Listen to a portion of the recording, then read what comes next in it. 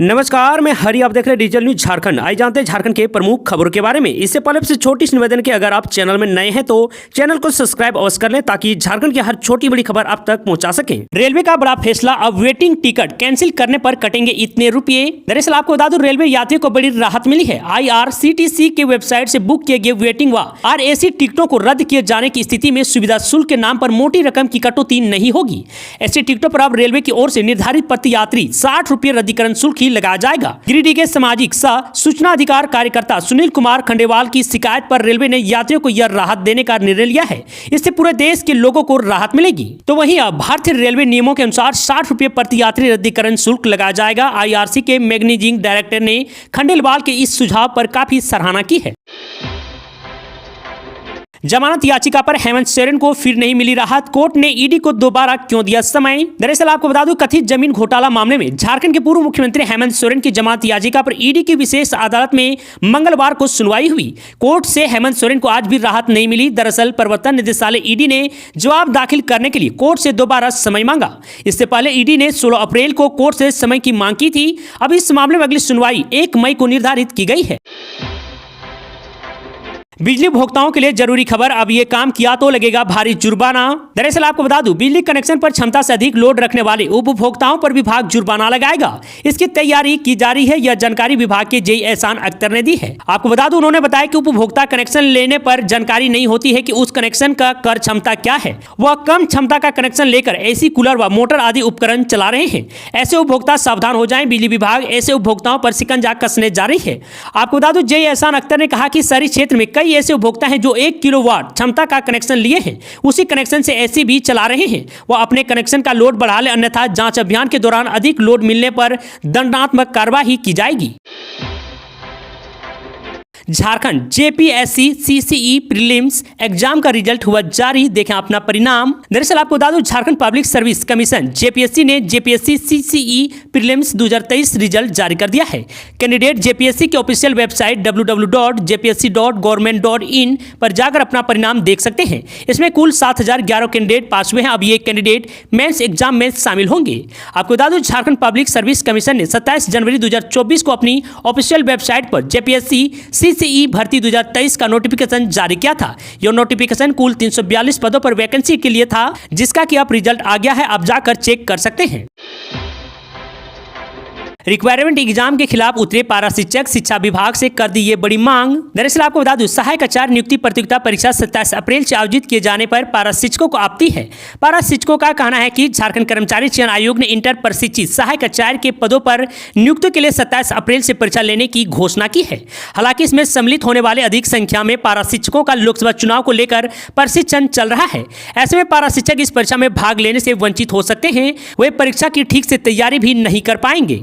तो ऐसे में 27 अप्रैल से परीक्षा आयोजित करना उनके साथ अन्याय होगा। उन्होंने स्कूली शिक्षा एवं साक्षरता विभाग से इस पर संज्ञान लेने तथा इस परीक्षा को स्थगित करने की मांग की है। इसे लेकर संघ का एक प्रतिनिधिमंडल मुख्य निर्वाचन पदाधिकारी के रवि कुमार से मिलकर भी ज्ञापन सौंपा है।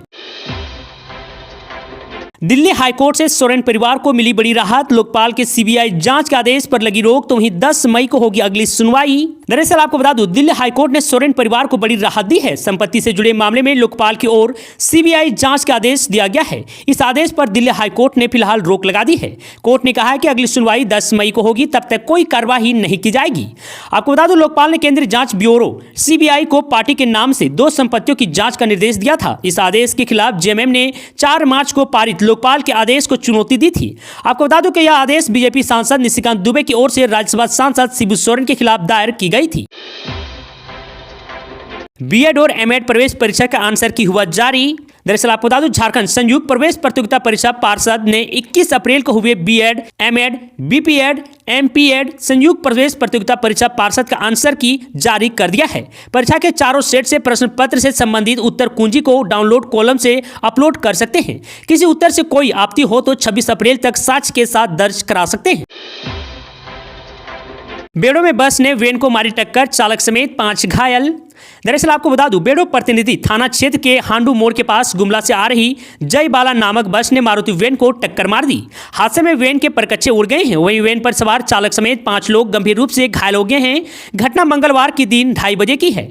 आपको बता दूं, घायलों में खलारी निवासी रामअवतार केसरी, बतिया देवी, सरिता देवी, मंजू देवी और राय निवास वैन चालक कैलाश साव गंभीर रूप से घायल हो गए हैं। वहीं पूर्व मुखिया बुधराम बाड़ा और समाजसेवी तंजीर हुसैन ने पीसीआर के सहयोग से सभी घायलों को सीएचसी बेड़ो पहुंचाया, जहां डॉक्टरों ने घायलों को प्राथमिक उपचार कर गंभीर रूप से घायल रामअवतार केसरी और सरिता देवी को रिम्स रेफर कर दिया है। वैन पर सवार सभी लोग खलारी से गुमला के भरनोत जा रहे थे। खूंटी से अर्जुन मुंडा ने भरा पर्चा, किया रोड शो, तो वहीं बाबूलाल मरांडी समेत ये रहे मौजूद। दरअसल आपको बता दूं, झारखंड की खूंटी लोकसभा सीट से नामांकन करने के लिए मंगलवार को केंद्रीय मंत्री व भाजपा प्रत्याशी अर्जुन मुंडा समाहरणालय पहुंचे। आपको बता दूं, अपने समर्थकों के साथ उपायुक्त कार्यालय जाकर नामांकन दाखिल किया। इससे पहले उन्होंने करा के सोनमेर मंदिर और अंगराबाड़ी में माथा टेका। नामांकन दाखिल करने के बाद उन्होंने रोड शो किया। इसमें बाबूलाल मरांडी समेत बीजेपी के तमाम बड़े नेता शामिल थे। इस सीट पर 13 मई को चुनाव होगा। वहीं आपको बता दूं, झारखंड के खूंटी में रोड शो करने के बाद अर्जुन मुंडा ने जनसभा को संबोधित किया। इस दौरान उनके साथ रक्षा मंत्री राजनाथ सिंह, प्रदेश अध्यक्ष बाबूलाल मरांडी मौजूद रहे। झारखंड में भाजपा नेता गमरियल हेम्ब्रम रहस्यमय तरीके से लापता। दरअसल आपको बता दो, झारखंड के बरहेट के भाजपा नेता गमरियल हेम्ब्रम रहस्यमय ढंग से लापता हो गए हैं।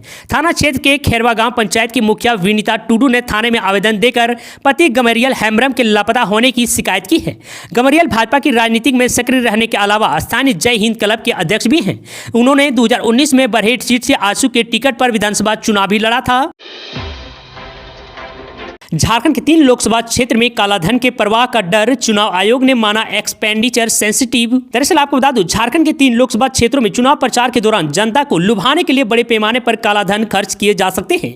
चुनाव आयोग ने इसकी गोपनीय जानकारी मिली है। इस आधार पर सूबे की इन 3 लोकसभा सीटों को व्यय संवेदनशील यानी एक्सपेंडिचर सेंसिटिव घोषित किया गया है।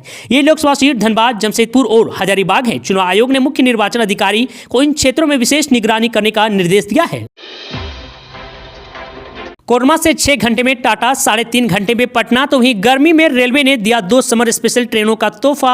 दरअसल आपको बता दें, यात्रियों की अत्यधिक भीड़ के मद्देनजर रेलवे के द्वारा उनकी सुविधा एवं सुगम आवागमन हेतु पटना से टाटा तक और बनारसी से टाटा तक कोडरमा के रास्ते समर स्पेशल ट्रेन चलाने की घोषणा की है। धनबाद रेल मंडल के वरीय मंडल वाणिज्य प्रबंधक एवं वरीय जनसंपर्क अधिकारी अमरेश कुमार ने बताया कि ट्रेन 25 अप्रैल से 27 जून तक परिचालित की जाएगी। सिंहभूम सीट से इंडिया गठबंधन की प्रत्याशी जोबा मांझी ने भरा पर्चा, तो वहीं रैली में बीजेपी पर बरसे सीएम चंपई सोरेन। दरअसल आपको बता दूं, लोकसभा चुनाव को लेकर झारखंड मुक्ति मोर्चा की सिंहभूम प्रत्याशी जोबा मांझी ने अपना नामांकन दाखिल कर दिया है। इस दौरान उनके साथ मुख्यमंत्री चंपई सोरेन, पूर्व सीएम हेमंत सोरेन की पत्नी कल्पना सोरेन भी मौजूद रही। आपको बता दूं, जोबा मांझी ने पश्चिमी सिंहभूम के जिला निर्वाचन पदाधिकारी कुलदीप चौधरी को अपना नामांकन पत्र सौंपा। मनोहरपुर के विधायक जोबा मांझी ने नामांकन पर्चा दाखिल करने से पहले अपने दिवंगत पति और जल जंगल जमीन के पर नेता देवेंद्र मांझी के आवासीय समाधि स्थल पर फूल माला चढ़ाए। इसके बाद जोबा मांझी ने चाईबासा के कांग्रेस भवन से लेकर खूटकट्टी मैदान तक रैली की। तो वहीं इस रैली में मुख्यमंत्री चंपई सोरेन के अलावा झामो कांग्रेस और आरजेडी के वरिष्ठ नेता महागठबंधन की प्रत्याशी जोबा मांझी के साथ मौजूद रहे।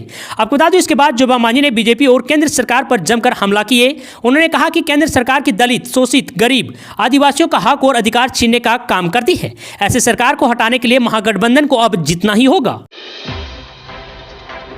पीएम मोदी का एक फोन और 4 घंटे के लिए रुक गया रूस यूक्रेन का युद्ध, राजनाथ सिंह ने बताया दिलचस्प किस्सा। दरअसल आपको बता दूं, लोकसभा चुनाव के लिए बीजेपी का चुनाव प्रचार जोरों शोरों से जारी है। इसी कड़ी में रक्षा मंत्री राजनाथ सिंह चुनावी रैली को संबोधित करने झारखंड के खूंटी पहुंचे।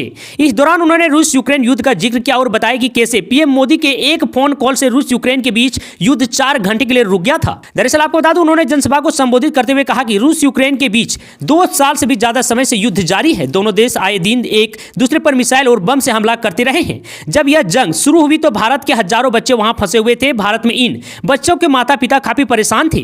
उन्होंने पीएम मोदी से मुलाकात की और किसी भी हालात में बच्चे को वापस लाने की गुहार लगाई। तो वहीं राजनाथ सिंह ने आगे कहा कि दोनों देशों में हो रही बमबारी के बीच ऐसे कैसे संभव था, लेकिन तभी पीएम मोदी ने पुतिन के राष्ट्रपति व्लादिमीर पुतिन और यूक्रेन के राष्ट्रपति जेलेंस्की को फोन मिलाया और उनसे बात की। उसके बाद 4 घंटे के लिए युद्ध रुक गया था और भारत के 22,000 बच्चे वापस अपने देश लौट आए थे। तो वहीं राजनाथ सिंह ने जनसभा को संबोधित करते हुए कहा कि पीएम रात दिन देश के लिए काम करते हैं। 18 घंटे काम करने वाला कोई नेता पहली बार देखा है। दिन में 3-4 सभाएं हमारी उम्र से अधिक होने के बाद भी करते हैं। देश का मस्तक विश्व में ऊंचा रखना चाहते हैं तो मोदी ही जैसा पीएम चाहिए। राजनाथ सिंह बोले, हेमंत सोरेन सरकारी मेहमान हैं, आखिर ऐसा क्यों बोले? दरअसल आपको बता दूं, खूंटी लोकसभा सीट के लिए 23 अप्रैल को भाजपा उम्मीदवार और केंद्रीय मंत्री अर्जुन मुंडा ने नॉमिनेशन फाइल किया। अर्जुन मुंडा खूंटी के कचहरी चौक से रोड शो भी किया। इस दौरान गाड़ी पर उनकी पत्नी मीरा मुंडा के साथ बाबूलाल मरांडी और आसू सुप्रीमो सुदेश महतो भी मौजूद रहे। आपको बता दें कि रोड शो के बाद पतरा मैदान में बीजेपी की जनसभा हुई। जनसभा को केंद्रीय मंत्री राजनाथ सिंह ने भी संबोधित किया।